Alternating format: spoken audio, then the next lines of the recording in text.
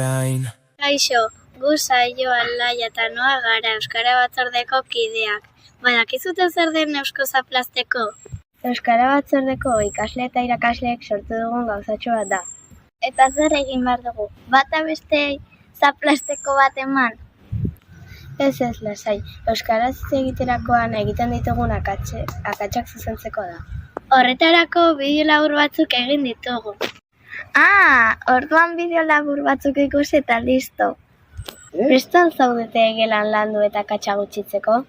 Aurrera! Eusko Zaplasteko, Eusko Zaplasteko, egin ohi ditugun akatsak guztiok zuzentzeko.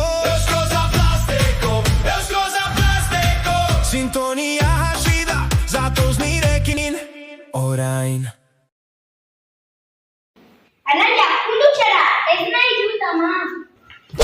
Nola? Ez dut nahi. Kaixo, zer moduz? Ondo eta zu? Ondo, beste kafe baina ez nahi dut. Nola? Ez dut nahi.